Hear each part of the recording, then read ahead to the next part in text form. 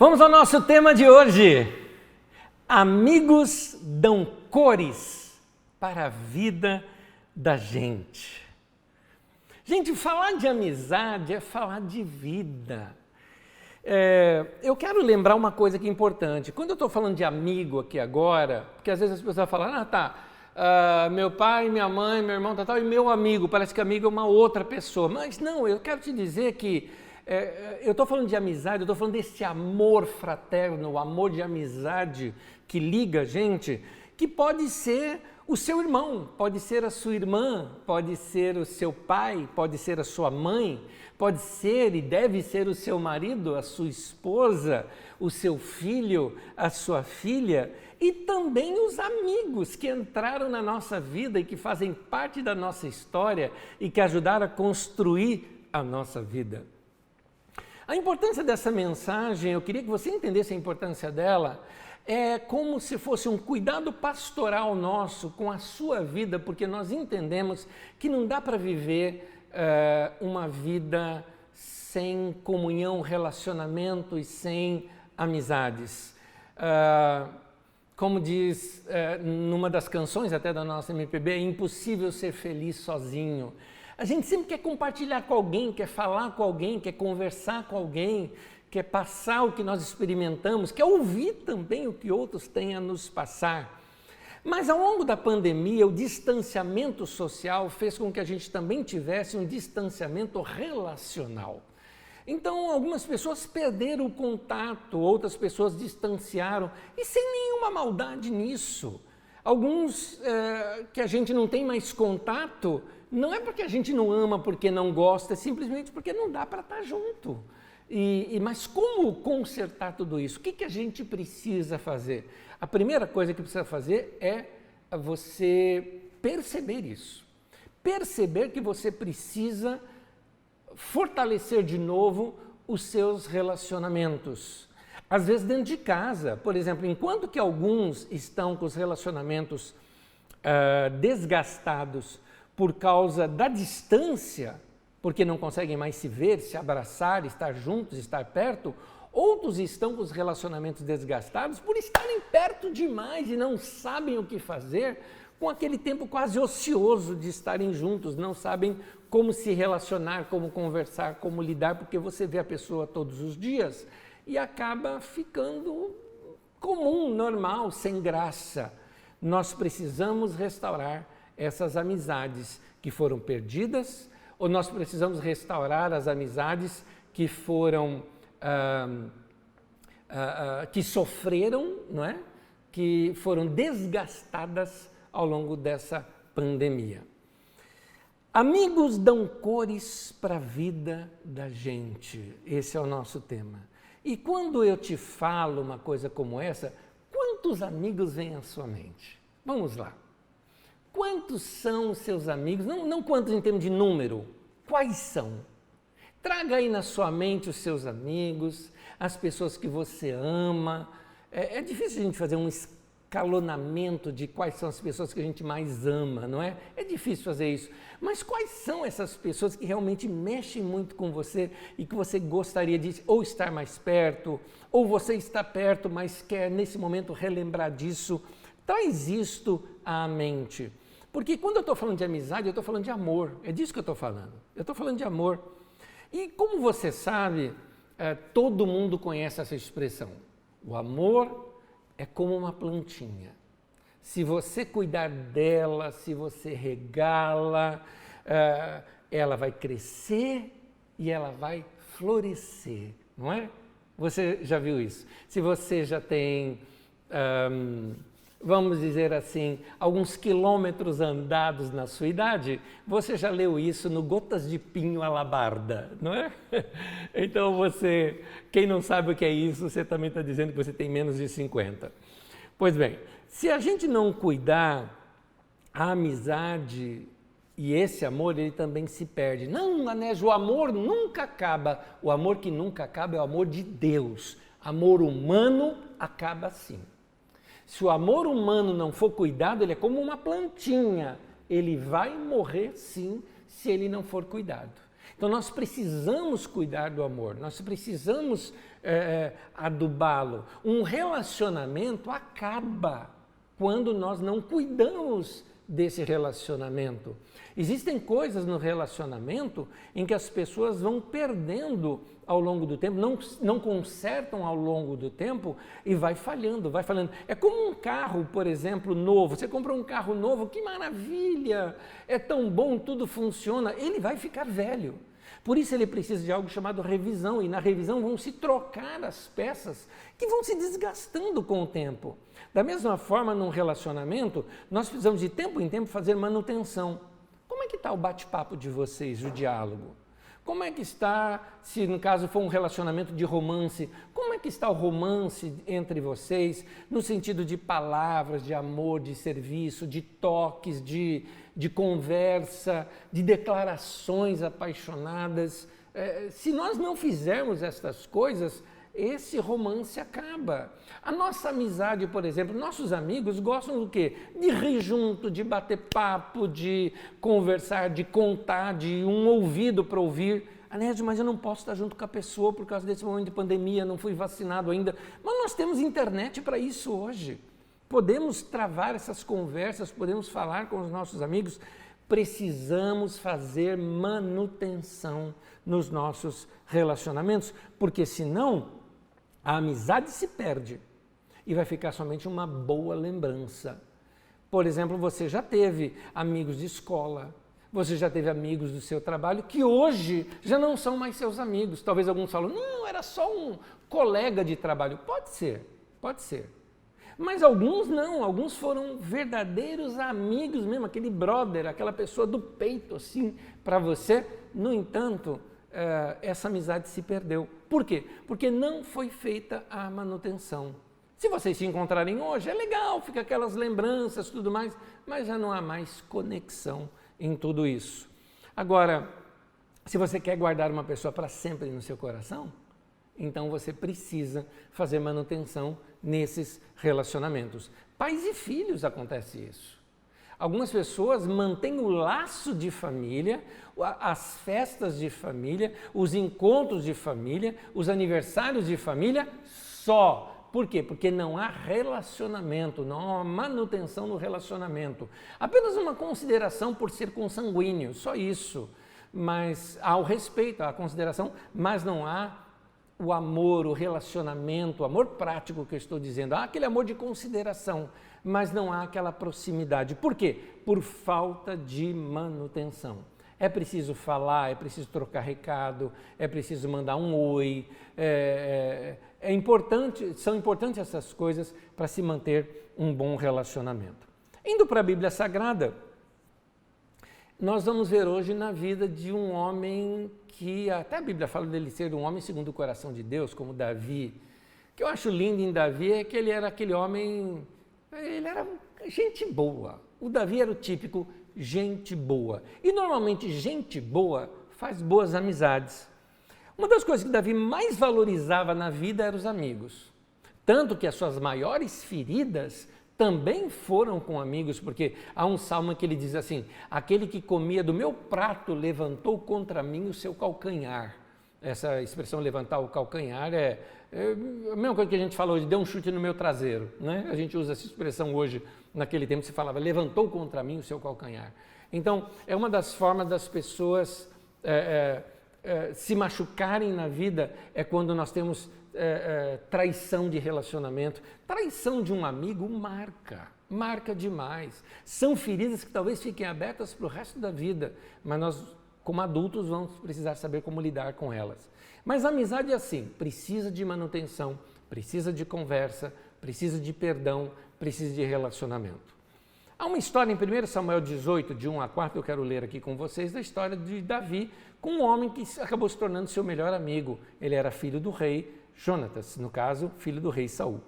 1 Samuel 18, de 1 a 4, o texto diz assim. Depois dessa conversa de Davi com Saul, Saul era o rei na época, surgiu tão grande amizade entre Jonatas e Davi, que Jonatas tornou-se o seu melhor amigo. E Jonatas fez um acordo de amizade com Davi, pois se tornara o seu melhor amigo. Jonatas tirou o manto que estava vestindo e o deu a Davi, com a sua túnica e até sua espada, seu arco e o seu cinturão. É interessante essas peças porque da sua própria espada, é a mesma coisa que você está dizendo assim, eu dou a proteção da minha vida, eu confio minha segurança nas suas mãos. Eu tenho aqui o meu símbolo de maior valor, porque o maior valor que um homem dava naquele tempo era para a sua espada. Então, quando alguém fazia uma troca como essa, estava dizendo, eu confio minha vida nas suas mãos. Então, é um relacionamento aqui de uma amizade assim, de que, cara, eu confio em você e eu tô depositando em você os meus segredos, a minha vida. É nesse sentido que o texto nos traz essa beleza toda. Amizade, é difícil explicar como é que ela surge, né? Você vê, gosta, como romance, né? Você vê, gosta, se apaixona. Amizade também, você tem uma empatia, você passa a conhecer aquela pessoa e passa a gostar demais daquela pessoa, surge ali uma admiração, surge uma afinidade. É interessante notar que quando nós somos muito amigos de algumas pessoas, nós nos tornamos uma média daquelas 5 pessoas que a gente mais convive ou mais conversa, ou seja, nossos amigos. Então a gente passa a falar, geralmente parecido com a pessoa, a gente usa a gíria da pessoa, a gente usa, às vezes, o jeito da pessoa, a gente usa expressões daquela pessoa, a gente começa até a imitar algumas coisas, se torna até mais parecido com aquela pessoa, em alguns jeitos, manias, expressões, modo de falar, porque a gente extravasa isso. E um detalhezinho também, nos nossos relacionamentos, quando a gente ama a pessoa, a gente extravasa esse amor de diversas maneiras. Aliás, deixa eu te dar uma dica aqui, se você está querendo amar melhor as pessoas que você já ama. Se você quer amar melhor, existem formas de você expressar esse amor. E eu aqui te cito rapidamente várias delas. Por exemplo, quando você ama alguém, conta para essa pessoa que você ama, fala para a pessoa. Você tem um amigo que é um amigo querido teu, fala, mano, te amo, cara, gosto demais de você, quero fortalecer o teu dia, quero honrar a tua vida. São amigos, a gente expressa. Com amigo, a gente às vezes se expressa, se é dentro de casa, por exemplo, né?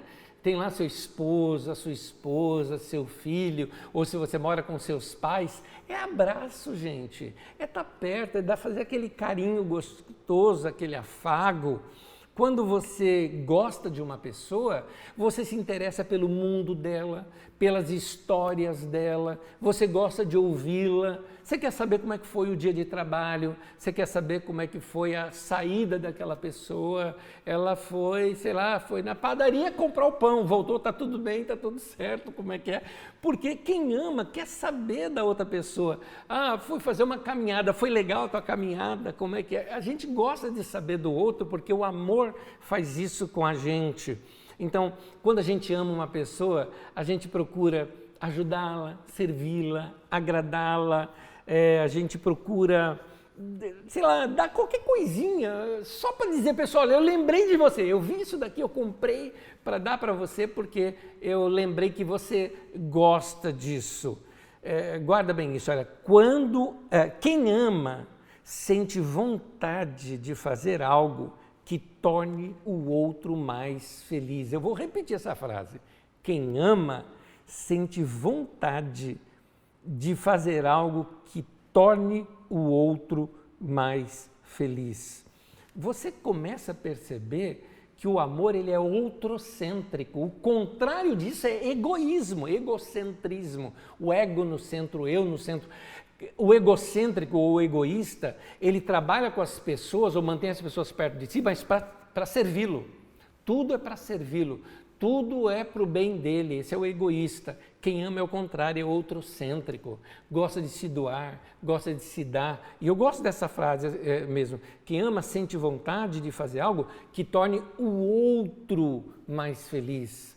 Quando você se realiza realizando, quando você fica feliz de ver o outro feliz, você fica contente de ver o outro contente, você se diverte ao ver o outro se divertindo, né? Você quer o bem do outro, você faz qualquer coisa pelo outro. Isso é amor, isso é amizade, esse é o amor na prática. E quando você passa a desejar que o outro seja feliz, isso é amadurecimento, é um amor mais maduro, é um amor muito mais firme. Eu usei uma outra expressão aqui, é o prazer na felicidade do outro, é isso. Voltando ao nosso personagem, Davi, o Jonatas morreu e Saul, o pai de Jonatas, que era o rei, também morreu. Com a morte de Saul, passado algum tempo, Davi já tinha um exército próprio. A Judá, por exemplo, chama Davi para se tornar o rei de Judá e mais tarde, numa reunião em Hebrom, todo Israel pede para Davi se tornar o rei de toda aquela região. Acontece que naquele tempo, quando você entrava um rei novo de uma outra dinastia, ou seja, não passou de pai para filho, havia uma tendência nos povos antigos de matar toda a família do rei anterior. Por quê? Para não haver nenhuma rebelião. Alguém dizendo, não, o trono é meu, vamos fazer uma rebelião, vamos voltar. Sabe, surgir um filho, um neto. Então se fazia isso. Tanto que aconteceu isso em Israel. Um grupo de homens, por exemplo, sabiam de um tal de Isbosete, que era um dos filhos de Saul, e eles foram lá e mataram o Isbosete e contaram para Davi, nós matamos o Isbosete para que ele nunca venha se rebelar contra você. Davi não gostou. Falou, o quê? Vocês mataram o homem na própria cama dele, né? Eram traíras. Davi falou, mata esses caras. Eu não quero gente traíra aqui junto comigo, não. Então Davi não foi desses caras que quiseram fazer isso, bem o contrário.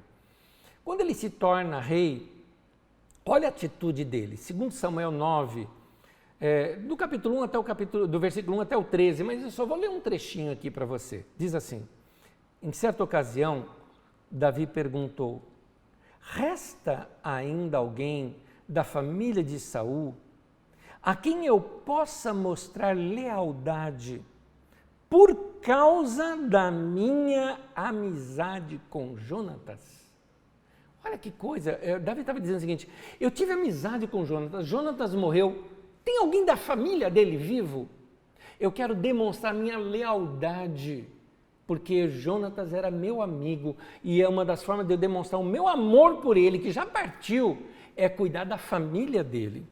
Davi vem saber que tinha um filho de Jonatas que estava vivo. Então ele falou, eu preciso cuidar desse homem. E aqui conta a história em 2 Samuel 4,4, diz assim, Jonatas, filho de Saul, tinha um filho aleijado dos pés. Ele tinha 5 anos de idade quando chegou a notícia de Israel de que Saul e Jonatas haviam morrido. Sua ama o apanhou e fugiu, com medo de que matassem a família inteira, né? Mas na pressa ela o deixou cair e ele ficou manco.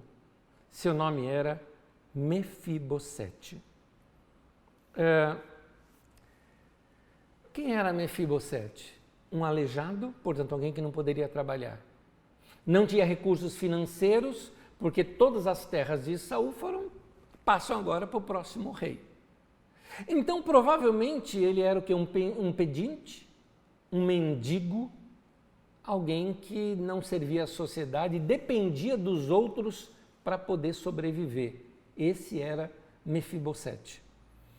E então, um homem sem terra, sem dinheiro, aleijado, vivendo como um mendigo, quando ele é chamado pelo rei, chegaram para ele e falaram, o rei quer que você vá até a presença dele. Ele falou, pronto, eu vou ser morto. E morto num espetáculo público. Está aqui o descendente da dinastia anterior, eu quero mostrar que agora é uma nova nação, vamos matá-lo. Ele imaginou isso, né? Quando ele chega diante de Davi, vamos ver a cena, 2 Samuel 9:8. Mefibosete prostrou-se diante de Davi e disse: quem é o teu servo, para que te preocupes com um cão morto como eu? Os cachorros naquele tempo não eram pets que nem nós temos hoje, tá?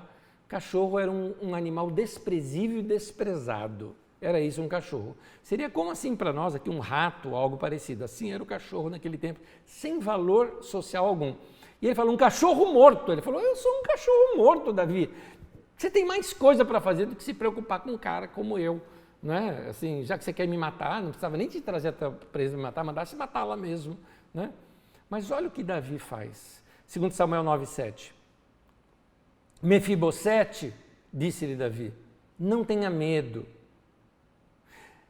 pois é certo que eu o tratarei com bondade, por causa da minha amizade com Jonatas, seu pai. Vou devolver-lhe todas as terras que pertenciam ao seu avô Saul. E tem mais, você comerá sempre à minha mesa. Ou seja, o comer à mesa aqui não é literal, no sentido que vai comer ali na mesa de Davi, isso também pode acontecer, mas significa dos recursos, né, de alimentação do rei, que eram os melhores possíveis, eram esses recursos que iriam alimentar, ou seja, você vai comer do bom e do melhor. E tem mais, eu vou te dar terras. Mas o que um aleijado vai fazer com terra? Ele ainda pegou Ziba, que era um dos seus auxiliares principais, e ele tinha todos os filhos dele, servos, mais de 20 empregados, e deu todos eles para o Mefibosete, para que eles arem, cuidem, plantem, comprem, vendam, tudo para o Mefibosete. Estou te dando aqui até empregados para cuidar da sua vida, para que você seja um homem bem-sucedido por causa do meu amor a Jonatas, que foi o seu pai. Então é interessante que quando nós amamos uma pessoa, nós queremos o melhor para o filho dela, para o pai dela, para a mãe dela, não é? Você tem um amigo, você quer o melhor para a esposa dele, para o marido dela, da sua amiga, você quer o melhor para aquela pessoa, porque o que vai tornar aquela pessoa feliz, é nisso que você vai investir, é isso que você vai valorizar. E assim, 2 Samuel 9:11 termina dizendo, assim, Mefibosete passou a comer à mesa de Davi como se fosse um dos seus filhos. A nossa sociedade desaprendeu o valor de uma aliança. Aliança, irmãos, é aquela coisa que você tem com alguém e você vai manter aquilo custe o que custar. E, por exemplo, aliança de amizade parece que não existe mais hoje em dia. As amizades hoje parece que são descartáveis. As amizades hoje parece que elas estão ligadas enquanto existe um bem comum entre essas pessoas. Eu mesmo, estou abrindo o coração aqui com vocês, eu lamento ter perdido pessoas que já foram tão próximas, mas que simplesmente pelo fato da gente não trabalhar mais juntos já não serve mais, não é? Pessoas que enquanto comiam, vamos dizer, ou se alimentavam, né, de todo o nosso trabalho, por exemplo, eu estou falando aqui da Carisma mesmo, ao sair já não tem mais amizade, não tem nada, não tem mais nenhum relacionamento, há um certo desprezo até mesmo, não fazem mais nenhum contato, quer dizer, usa e joga fora as pessoas. Isso machuca, isso marca, mas a gente segue a vida. Mas, no entanto, eu vejo algumas amizades que a gente renova sempre, renova sempre, renova sempre, renova sempre. Temos amigos que, assim, não temos nem o que dar para esses amigos, No entanto, são sempre amigos, porque custe o que custar, aconteça o que acontecer, é aquela tamo junto. Pouca gente entende o valor de uma verdadeira amizade. A verdadeira amizade como a de Davi e Jonatas, que permaneceu essa aliança mesmo depois da morte de Jonatas. Cuidou da família, cuidou do futuro da vida de um descendente de Jonatas. Por isso que eu falo que este amor da amizade é algo muito forte. O amor de amigos é muito mais forte do que o amor romântico. Muitas pessoas se perdem nisso, porque, por exemplo, casais que não desenvolveram amizade não conseguem sobreviver, porque o amor romântico acaba. O amor de amizade pode ressuscitar o amor romântico, mas só o amor romântico não serve para um relacionamento conjugal. Pergunte isso a quem vive muito tempo junto. Pergunte isso a pessoas que têm, como eu já fiz, pergunta para quem tem 50, 60 anos de casados. O que os mantém? Amizade. A amizade é uma coisa muito forte, muito importante. Eles conseguem sustentar o amor romântico porque eles têm por detrás dele esse relacionamento, esse amor de amigos. Eu conheci um casal, por exemplo, em que eles tinham uma forte paixão romântica, sabe aquele fogo do romantismo entre eles, se casaram e tudo mais, ela era muito ciumenta com ele ciumento com ela, né? Aquela coisa consequente do amor romântico, mas eles não desenvolveram amizades. Eu tinha um contato pastoral com eles, e nesse contato pastoral eu percebi que os dois competiam muito um com o outro, e amigos não competem. Amigo quer ver a felicidade do outro, e lá eram quase que dois egoístas disputando um espaço. E eu fui ali tentando trabalhar com aquele casal e fui vendo que eles não consertavam essas coisas. Não preciso dizer que ambos estão hoje separados e seguiram a vida para outro rumo, porque aquele amor romântico acabou.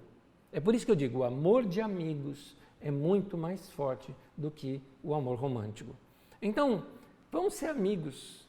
Mulher precisa ser amiga do marido, o marido precisa ser amigo da mulher. Vocês que são, que têm amigos e amigas, não é? Compreenda a pessoa, admira a pessoa, fortaleça a pessoa, esteja com a pessoa. É assim, num relacionamento pessoal, se deixe se encantar, servir a pessoa, isso até entre pais e filhos. Quando a gente perde a admiração pelos pais, o relacionamento se torna, o seu pai ou sua mãe se torna um objeto de uso para você. Você usa o seu pai e sua mãe para sobreviver, você usa o seu pai e a sua mãe para ter conforto. E isso não é amor. Isso é amor desgastado, é relacionamento desgastado. Então nós precisamos aprender a restaurar essas coisas nos nossos relacionamentos. Quando a gente tem amizade, a gente quer ver tanto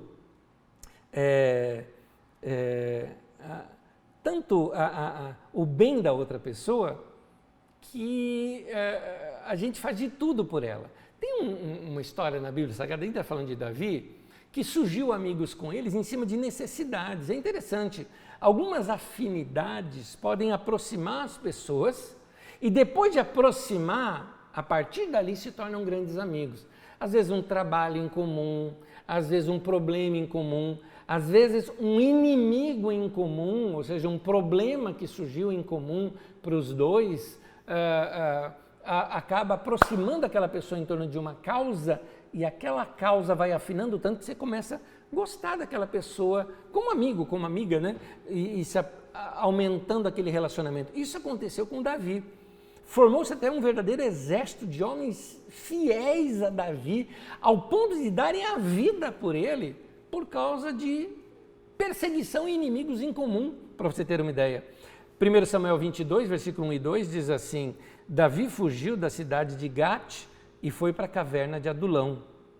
Quando seus irmãos e a família de seu pai souberam disso, foram até lá para encontrá-lo.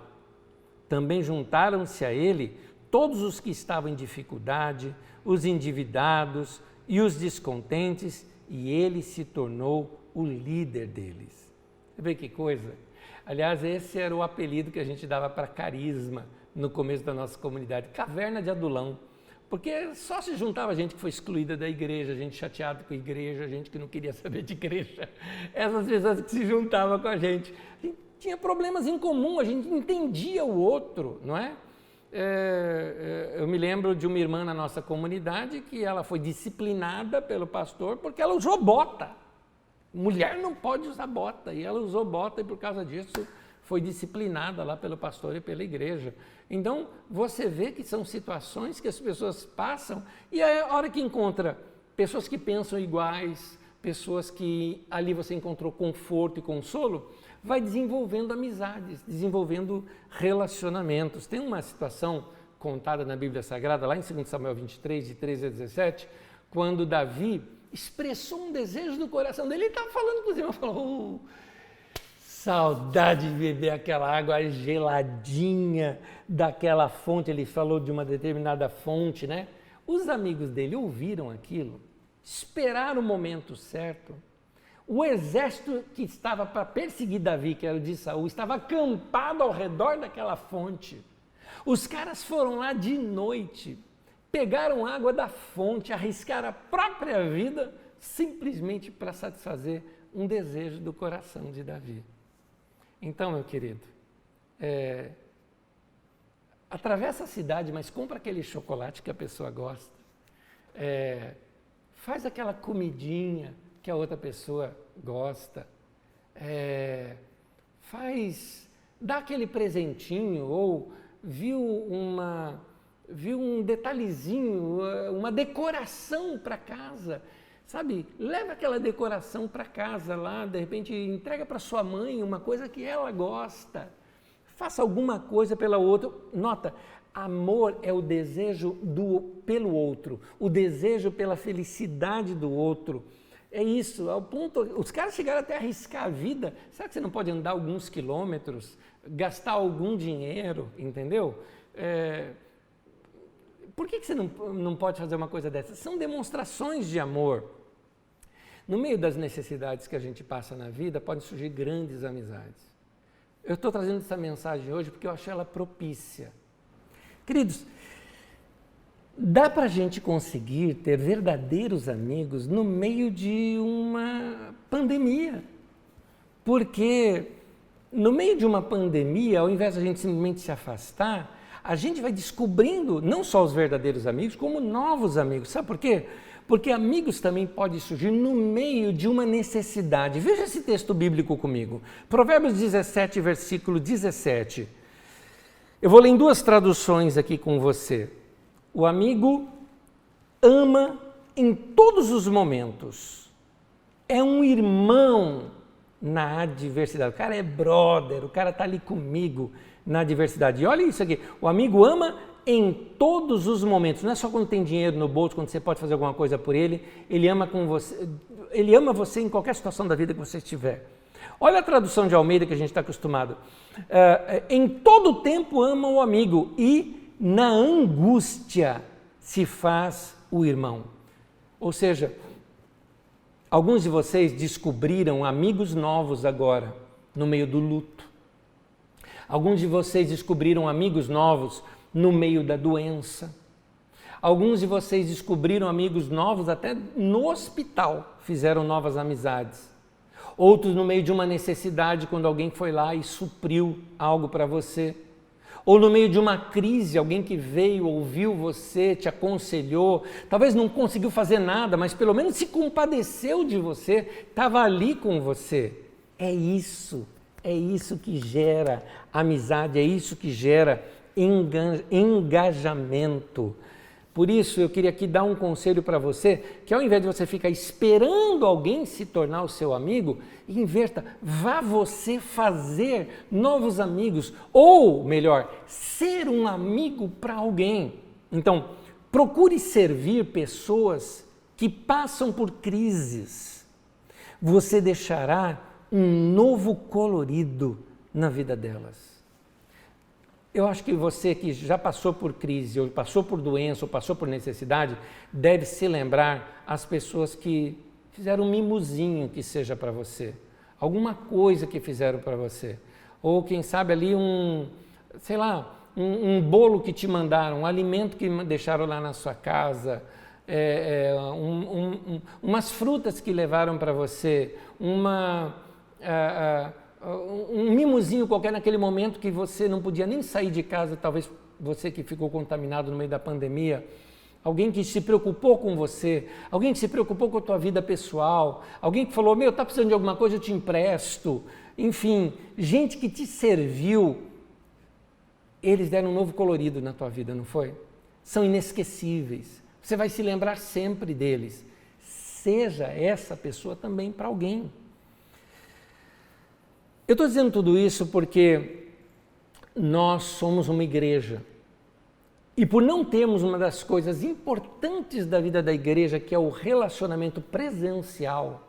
Olha como a Carisma é marcada pela comunhão presencial. Uma pessoa uma vez me disse o seguinte, Anésio, eu acho a Carisma, a pessoa falou isso negativamente, eu acho que a Carisma exagera um pouco nesse negócio de muito abraço, o povo se abraça muito, o povo dá... Pois é, a gente é assim. A gente é carente de abraço, a gente gosta de abraçar. Então agora imagina um povo que gosta de estar junto, que gosta de abraçar, que gosta de servir. Um povo que acaba o culto, fica aqui mais meia hora ou uma hora ainda reunido. Um povo que acaba o culto quer comer junto e fica horas aqui comendo juntos, né? Assim eram as nossas reuniões antes da pandemia. E agora 1 ano e pouco, já 1 ano e alguns meses, sem estar próximo um do outro, destruiu a igreja? Não. Nós precisamos procurar agora reconectar com cada um desses irmãos, se tornando um amigo para ele no meio disso tudo, porque igreja tem tudo a ver com a amizade. A igreja, na verdade, deveria ser... tinha uma canção que eu gostava muito, que se chamava Circle of Friends, Círculo de Amigos, cantado por umas meninas, agora que eu me esqueci o nome daquele grupo. E aqui falava desse relacionamento. Para mim, igreja é isso, para mim, igreja é esse círculo de amigos, essa amizade que nós desenvolvemos nos nossos relacionamentos. A igreja, ela é caracterizada pelo relacionamento de seus membros. Por quê? Porque isso é um reflexo do fundador. O fundador da igreja, que é Jesus, ele desenvolveu com seus discípulos um relacionamento de amizade e de proximidade. Enquanto que ele era rei, ele não chamava ninguém de súdito. Enquanto que ele era Senhor, ele nunca chamou os discípulos de servos. Ao contrário, diferente disso, por exemplo, em João 17, versículo 21, olha o que é que Jesus fala. Ele diz assim, Pai, a minha oração é para que eles sejam um, assim como o Senhor está em mim e eu estou em ti, que eles estejam em nós, para que o mundo creia que tu me enviastes. O que ele quis dizer? Ele falou assim, eu quero que eles estejam na gente, a gente neles. Isso é igreja para Jesus.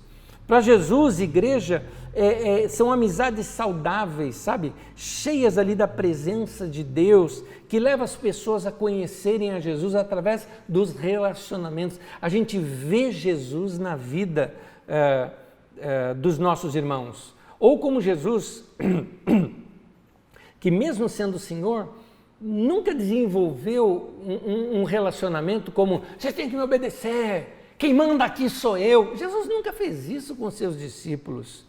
Queridos, enquanto o mundo olhar para a igreja e ver a igreja como um bando de pessoa fofoqueira, destruidora, que fica apontando o pecado dos outros, quando vê que a igreja é interesseira, politiqueira, eles não vão reconhecer Jesus no nosso meio. Há um livro que foi escrito há um tempo atrás, que era uma reflexão de um filósofo cristão, dizendo como falar do amor de Deus depois de Auschwitz, se referindo àquela situação horrenda que aconteceu ao longo da Segunda Guerra Mundial com o Holocausto. E aí eu pergunto para os nossos dias, como falar do amor de Deus depois da pandemia? Como falar de uma igreja pura, depois de tantos escândalos com política, com dinheiro, com jogo de interesses?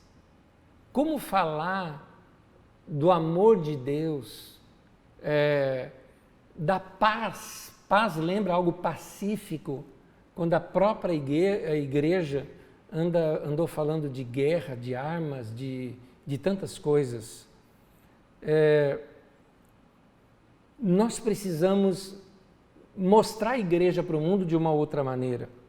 Quando as pessoas olharem para nós e verem em nós verdadeiros amigos, gente que é amigo um do outro, gente que se coloca para servir as pessoas, para abençoar as pessoas, gente que no meio da pandemia se preocupou não em como aumentar a arrecadação da igreja, temos que voltar às reuniões porque senão as arrecadações da igreja caem demais. Não, alguém estava preocupado no meio da pandemia em dar pão para o necessitado, em dar comida para aquele que está necessitado. Quando eles olharem para a igreja e ver que a igreja é um instrumento de cura, que a igreja chorou junto com aqueles que choraram e ainda continua chorando junto, sente o que o outro está sentindo, vê que as pessoas não podem ser desprezadas no seu luto. A igreja que aprendeu a rir junto também com aqueles que tiveram conquistas, mesmo no meio de uma pandemia, porque no meio de uma pandemia nasceram bebês dos nossos irmãos, pessoas fizeram conquistas, gente se casou no meio da pandemia e estão felizes. Então, a igreja que sabe chorar com os que choram, se alegrar com os que se alegram, igreja que sabe orar junto, dizer: eu quero orar por você, eu oro por você, eu quero cuidar da tua vida, me dê algum motivo para eu orar por você, porque eu quero orar por você. Igreja que decidiu construir histórias, construir história e construir histórias, e perceber a história de Deus no meio das nossas histórias humanas. Aí sim, meu irmão, quando as pessoas estiverem vendo isso na igreja, vão querer de uma forma desesperada: eu quero participar disso também. Isso não existe, eu quero ver isso, eu quero participar disso. A igreja, ela deve ser formada de amigos, e isso a gente deve levar para dentro da nossa casa também. Da maneira como você, filha, ama seu pai, você, filho, ama sua mãe, a maneira como vocês, casais, se amam, a maneira como pais amam seus filhos, a maneira como vocês se doam pelas pessoas, a maneira como nós tratamos até mesmo as pessoas que nós cruzamos no nosso trabalho, no nosso dia a dia, as pessoas que nos servem, que nos atendem. Todo o nosso ambiente tem que ser permeado por esse clima de unidade. A igreja é pacificadora, porque a Bíblia diz: bem-aventurados, felizes são os pacificadores. Está lá nas bem-aventuranças, na constituinte do reino de Deus, está que nós devemos lutar pela paz, sermos pacificadores, amar as pessoas. Como igreja, nós devemos criar esse ambiente de amizade em todos os lugares onde nós formos. Tratar bem as pessoas quando nós conversamos com as pessoas. Nós precisamos ser assim. Nós vamos ser gente, como diz a letra de um cântico, ser corpo e família, não é? Um cântico de Daniel de Souza. Nós precisamos amar, servir uns aos outros, porque foi assim que a gente viu, por exemplo, Jesus com seus discípulos. Lembra que eu vinha dizendo que Jesus, embora ele era rei, ele não chamou ninguém de súdito? Embora ele era Senhor, ele não chamou ninguém de escravo. Olha só como é que Jesus chamava. João 15,15 diz assim: eu já não os chamo de servos ou escravos, porque o servo não sabe o que o seu senhor faz.